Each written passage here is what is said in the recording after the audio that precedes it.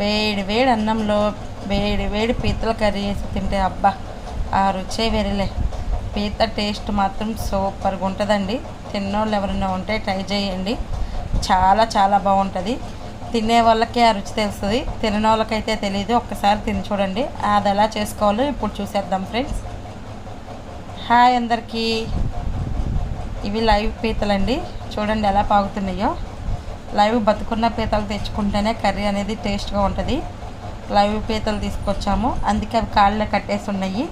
అవి కానీ ఒడి తీసుంటే ఆ కాళ్ళు ఒడి తీసుంటే మనం పట్టుకొని కొరికేస్తాయండి. చాలా జాగ్రత్తగా చేయాలి క్లీనింగ్ అనేది. ఎలా చేయాలో చూసుకుందాం.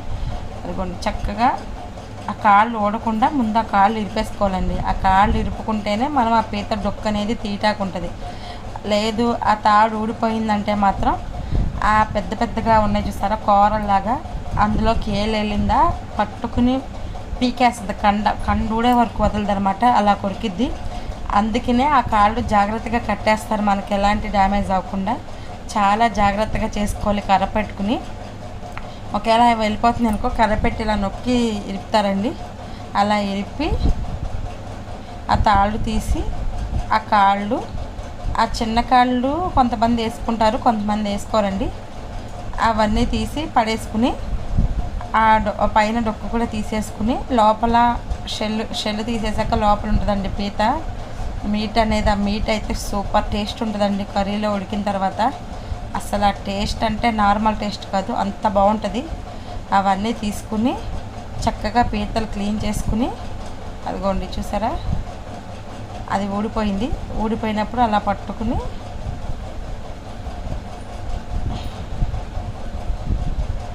లేకపోతే కొరికేసిద్దండి మనల్ని. చాలా జాగ్రత్తగా చేయాలి.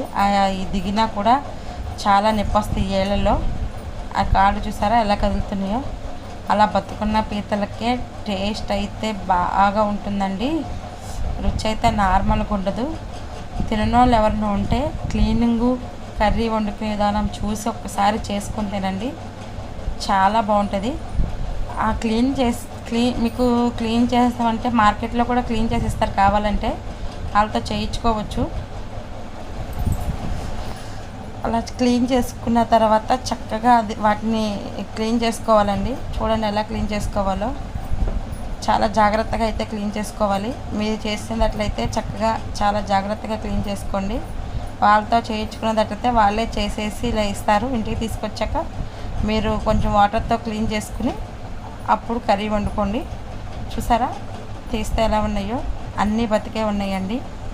బతికున్న పీతలను తెచ్చుకుంటేనే కూర అనేది రుచిగా వస్తుంది, మనకి చాలా చక్కగా వస్తుంది. ఎలా ప్రిపేర్ చేసుకోవాలో చూసేద్దాం. స్టవ్ మీద ప్యాన్ పెట్టి ఆయిల్ అయితే ఎక్కువే పట్టిద్దండి. పీతల కర్రీలో ఎంత ఆయిల్ పోసినా కనిపించదు. ఆయిల్ ఎక్కువే పోసుకోండి, ఎందుకంటే ఆ ఆయిల్ ప్లస్ మనం వేసే గ్రేవీ పీతలు మగ్గి ఆ టేస్ట్ అనేది వస్తుంది.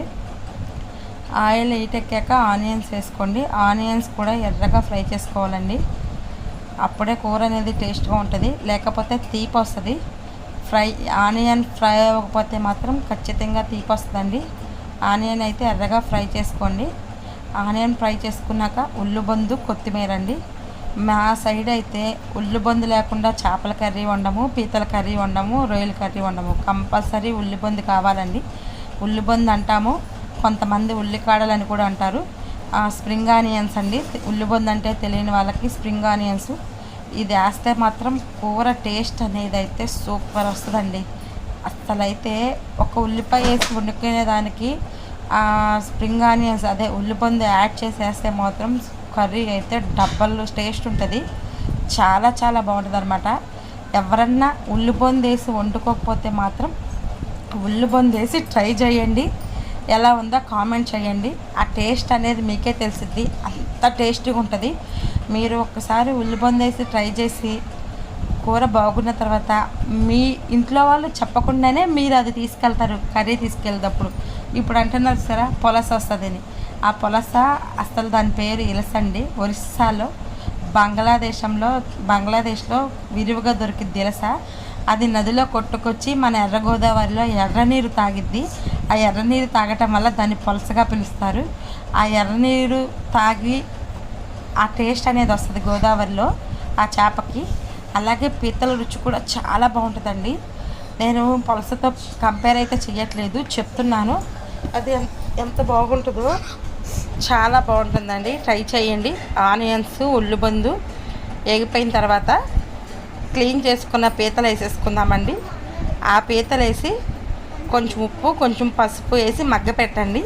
ఒక 5 or 10 minutes మగ్గిపోయిన తర్వాత అల్లం, ఎల్లుల్లిపాయలు, ధనియాలు, లవంగాలు, దాల్చిన చెక్క, ఒక చిన్న ఆనియన్,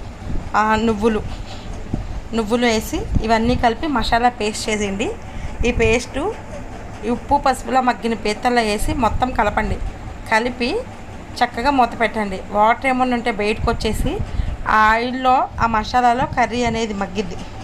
చూసారా? ఆ మగ్గితే ఫ్లేవర్ వస్తుందండి, భలే వస్తుంది. ఇప్పుడు ఒక 10 నిమిషాలు ఆగిన తర్వాత మసాలా వేసాం కదా, ఆ మసాలా మిక్సీ జార్ కూడా కడిగేసి వాటర్ దాంట్లో పోసేయండి. దాంట్లో పోసేసిన తర్వాత ఆ వాటర్లో కూడా మగ్గిపోద్ది. మగ్గిపోయిన తర్వాత రుచికి సరిపడే ఉప్పు, రుచి చూసుకుని ఉప్పు వేసుకోండి. తర్వాత కారం, మనం మసాలాలు వేసాము, కారం మీకు ఎంత కావాలో అంత కారం వేసుకుని, పీత ఉడకటానికైతే కొంచెం టైం అయితే పట్టిద్దండి. ఎందుకంటే పీత షెల్లు లోపల గట్టిగా ఉంటుంది, షెల్లు లోపల మీట్ ఉంటుంది. చూసారా? ఇప్పుడు మనం వేసిన మసాలాలు, పసుపులో ఎన్ని వాటర్ అయితే బయటకు వచ్చినాయో ఆ వాటర్ అన్నీ ఎగిరిపోవాలండి. కొంచెం చక్కగా అయితే ఆయిల్ అయితే వచ్చేసింది. కాళ్ళు చూసారా ఎర్రగా అయిపోయినాయి. ఆ కాళ్ళు చివర్లా కొంచెం పగలగొట్టుకోవాలండి. ఆ పగలగొట్టుకుంటే ఆ లోపల ఉన్న మీట్లోకి ఉప్పు, కారం, నూనె అనేది వెళ్ళి మనం తినేటప్పుడు మంచి అరోమా వస్తుందండి. అని పీలుస్తారు కదా, పీల్చేటప్పుడు అయితే అదే నల్లిబొక్కని ఉప్పు అని లోపల ఎలా పీలుస్తారో అలా ఈ పీతకాలను పీలిస్తే లోపలికి వెళ్ళిన మసాలా వాటర్ బయటకు వచ్చి టేస్ట్ వస్తుందండి. చాలా బాగుంటుంది. ఒక్కసారి తినండి. పీతలు ఇష్టం లేని వాళ్ళు ఒకసారి చేసుకుని తినండి, ఎంత బాగుంటుందో. ఇష్టం అంటే ఇష్టం కాదు, ఇది షెల్లు తీయాలి, అది తినాలి, తింటాం రాని వాళ్ళు చక్కగా తినండి, ఎంత బాగుంటుందో. అవన్నీ అయిపోయిన తర్వాత ఎంత కారమో అంత వేసుకోండి. చూసారా? ఆల్రెడీ వాటర్ అన్నీ ఎగిరిపోయినాయి, గ్రేవీ వచ్చేసింది. ఆ మసాలా గ్రేవీలో పీతలు ఉడికినాయి. చాలా టైం పట్టిద్దండి. చాలా అంటే చాలా కాదు, కొంచెం అనేది ఎక్కువే పట్టిద్ది. ఎందుకంటే షల్లు ఉడకాలి కదా మెత్తగా అయ్యే వరకు. ఆ షల్లు అనేది గట్టిగా ఉంటుంది. పీతల కూర అంటే అబ్బా, నాకు ఇప్పుడు వాయిస్ ఓవరిస్తుంటే అయితే నోట్లో నీళ్ళు ఊరుతున్నాయండి. అంత బాగుంది. ఎందుకంటే నాకు పీతల కర్రీ అంటే చాలా ఇష్టం అండి. వాటర్ పోసుకుని అంటిగర పెట్టేసుకుని ఆ కర్రీ వేడి అన్నంలో వేసుకుని తింటే నా స్వామిరంగా ఉంటుంది. కాకపోతే పీతలు తినటానికే టైం ఎక్కువ పట్టిద్ది. అవంతా పైన షెల్ అంతా తీసి లోపల మీటు అది తింటూ ఉంటుందండి. టేస్టు నార్మల్గా ఉండదు. ఆ పీతలంతా ఉడికిపోయి చక్కగా మంచి స్మెల్ వచ్చి మంచి అరోమా వస్తుందండి. ఎక్కువ మసాలాలు కూడా ఏమీ వేయలేదు. అల్లం, ఎల్లుల్లిపాయలు, ధనియాలు, లవంగాలు, దాల్చిన చెక్క, నువ్వులు ఇవన్నీ కలిపి పేస్ట్ చేసుకుని వేసామంతే. ఆనియన్, ఉల్లిబందు, కొత్తిమీర. ఉల్లిబందు లేకుండా అయితే కర్రీ టేస్ట్ అయితే రాదండి. మాకైతే కంపల్సరీ చేపలు కానీ చేపల పులుసు, చేపల ఎగురు, పీతల ఎగురు, పీతల పులుసు, రొయ్యల పులుసు, రొయ్యల ఎగురుకి కంపల్సరీ ఉల్లిబందు అయితే మేము వేస్తాము. అలా వేస్తేనే కర్రీ అనేది టేస్ట్కి డబల్ టేస్ట్ వస్తుంది, చాలా బాగుంటుంది. చూసారా? వేడి పొగలు వచ్చేస్తుంది మూత తీస్తే. ఆయిల్ అంతా పైకి వచ్చేసింది. ఆల్మోస్ట్ ఈ కర్రీ ఉడికిపోయినట్టేనండి. కొంచెం పైన కరివేపాకు వేసుకొని దింపేసుకొని సర్వ్ చేసుకోండి. కొంచెం ఒక 10 నిమిషాలు ఆగండి చల్లారిన తర్వాత, ఎందుకంటే అడావిడిగా తింటే నాలుగు కారిపోద్ది. అబ్బా, స్మెల్ అయితే నార్మల్గా లేదు. ఒక్కసారి ట్రై చేసి కామెంట్ చేయండి మేము వండిన పద్ధతిలో. ఒక్కసారి కర్రీ ట్రై చేయండి మేము వండిన పద్ధతిలో ఎలా ఉందో చేసి కామెంట్ రూపంలో పెట్టండి, మాకు తెలుస్తుంది. మా వీడియోస్ మీకు నచ్చినట్లయితే లైక్ చేయండి, షేర్ చేయండి, సబ్స్క్రైబ్ చేయండి. Bye friends, bye.